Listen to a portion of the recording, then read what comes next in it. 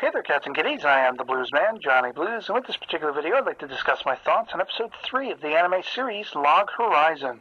And this was a really interesting episode in its introspective moments, the sort of flashbacks that we have toward the middle and very near to the end, and the reveals that we have for this main trio we're following, Shiro, Akatsuki, and Naosugu, respectively, who are still well on their way to Susukino, via the depths of Palm, this underground dungeon that looks like something very reminiscent from Lord of the Rings, But I love these sort of flashbacks we get into, and I'll get more on that in a minute. But as I say, they're well on their way to Susukino. They're in this underground dungeon. It's the only way they can further their trip. And they've cut a lot of time off by using the griffins and everything. That was such an exciting reveal at the end of the last episode. And there's a point where, he basically, Shiro that is, gets a call from Mariel of the guild who sort of, inadvertently sent them on this trip to find this girl, Sarara. And she's telling him that, well, she's okay. She's stationed with this person who seems to be a good guy, off in Susukino and everything. And we flash over to Sarara, and she's like leveling up herself as a maid and everything. And we are revealed to the character who is taking care of her, or at least has taken her in, this cat guy, whose name slips my mind if he was even named in the episode as yet. But we see basically what she's up to for the moment, and as we get back to our main trio, they're encountering these rat men that won't luckily attack them. Instinctually, they realize that this main trio is levels above, and they would be easily beaten and everything like that. But they still decide to take an alternate route while they're in this dungeon, because there's a whole level of, area that is covered with these ratmen creatures. And it gets to the point where the place is getting really shoddy and rickety. A bridge falls out from under Shiro, and he falls to what would have been in the real world his death. But he's not even really harmed by this. He does, however, suffer a sort of flashback dream sequence where he's remembering his time with the debauchery tea party, and this is where it gets really interesting to me, because we're seeing his interactions with these former characters that he was once part of a group with. He very much, in his offline guise, which I love that we're finding more about that out, was one of these people who, got into the MMORPG as a sort of saving grace from the real world, where he felt very much alone, even among his peers, even in a crowded room, and it just became a safe haven for him to go into this game and master it. And he got so good at it, the strategic part of it and everything like that, that he came under such praise and such requests to be part of groups or help people with this and that and the other thing.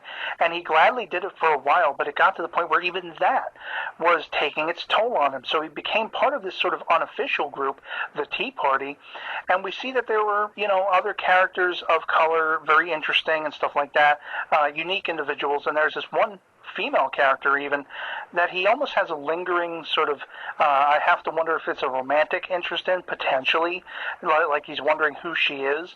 And so help me if that ends up turning out to be Akatsuki's offline persona, revealed later on down the line. But this is still a little too early to tell, whether that's going to be the case or not. Just from a story perspective, that's my own speculation. But of course, he is saved by Akatsuki and Naosugu, and there really aren't any debilitating effects. They aren't harmed, they can just sort of dry their clothes, go on their merry way, still having trouble with the nastiness of the food, with no taste and everything like that. And there's a point where he's talking about how he is soon to graduate, from college and everything, and he's an engineer and he has all the skills to do with glyphs and stuff like that. And it's just really intriguing also to find out that, as it turns out, Akatsuki, though she looks like a child, is actually almost the same age as Shiro is. So, of course, they're stunned. I'm kind of stunned as a viewer. That's quite unexpected as far as I'm concerned, but it's a welcome reveal, getting to know these characters more in a little bit of downtime. And then, of course, we have them come under attack by a rat meso, this humongous sort of, I guess you could say, mutated form of the Ratmen. And they, of course, use their strategies and their skills. They easily beat this thing. And once the attack is behind them, of course, they leave the depths of Palm, and they end up on that same cliff face, the one he referenced in his flashback with his fellow debauchery team party members.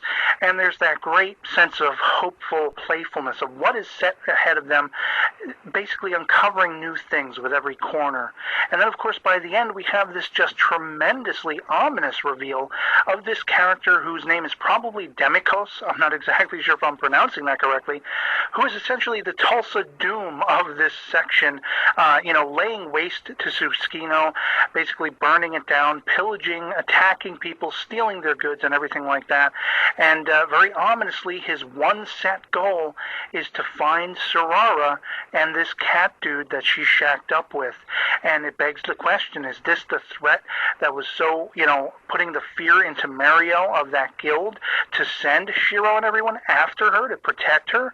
And if so, what are the reasons? In any case, it's an added sort of layer to the overall story of what is going on with these people who are trapped in this game. What is the reasoning behind it? And now we have an ominous force within it who realizes the situation, and he's going to take advantage of it for whatever selfish reasons and desires he has, looking beastly himself. So definitely added interest in this series for me, and I'm very excited to see where it goes in episode 4. And I'd love to hear from you guys in the comments below what you thought of episode 3 of Log Horizon, if you've seen it. Otherwise, that'll be it for me. I hope this video finds you well, and I'll catch you later. Peace.